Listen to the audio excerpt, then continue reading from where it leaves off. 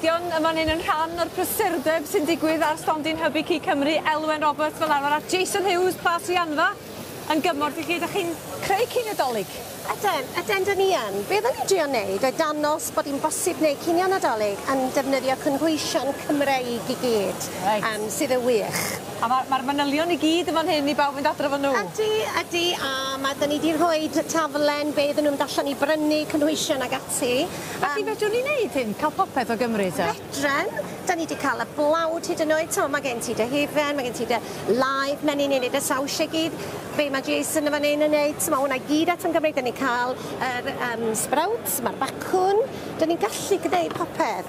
Da ni wedi mynd am, wrth gwrs, cigeidion bendigedig y fan hyn. Y stwffin, da ni bara lawr yno fo.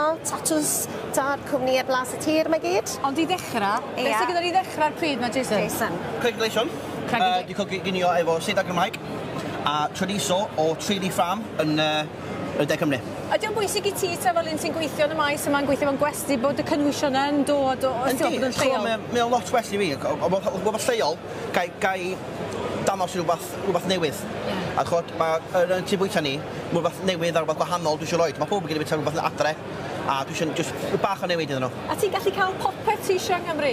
Ynddo, bob dim. Braf, di clywed hynna rwan dy? Os dwi'n methu i'w gael o, paid dwi eisiau fo. Ia'n hollol. Sut ydych chi wedi paratoi'r mynydd yma o gyd? Gadw fo'n syml iawn, da ni jyst yn rhoi bach o pupur a halen dros fo, jyst rhaid o'n y popdi a gadael iddo fo. Da ni heddiw, mynd amdano fo falle, fydd o'n rhy weidlyd. Lot o bobl yma ddim yn hoffio y cigeidion y weidlyd fan hyn. A'r stwffin? Stwffin efo bara lawr a cennin, felly eto da ni wedi defnyddio wedyn y cig o Gymru i wneud hwnna'r selsig.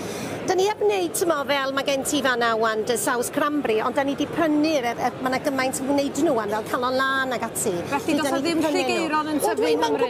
Dwi'n mynd ei bod ne, ond dwi ddim yn gwybod, da ni wedi prynu'r saws. A sprouts, di pawb ddim yn licio sprouts, be di gyfrinach chdi, Jason? Neud efo bacon, bach o ionod, bach o parmesan yn diwedd. Ne, bach o smoked cheddar Cymraeg o Anis Môn, a mae'n blasu lyflu. Ydych chi'n blasu blawd sprouts yn diwedd? Hogyn o bentraeth o ti, o'n i'n dall, ia? Hogyn Gynarfon yn reiddiol, dwi'n cyddiad y bentraeth hon. Ac i bwdin, beth da ni'n mynd i gael? Denby plum, tart. Ie, dwi wedi clywed lot am y Denby plums ma'n ddiweddar. Ydy, maen nhw'n plums, canmoedd o blynyddoedd oed. So maen nhw'n, da ni'n trio gael status Gymraeg iddyn nhw yn Gogledd Cymru.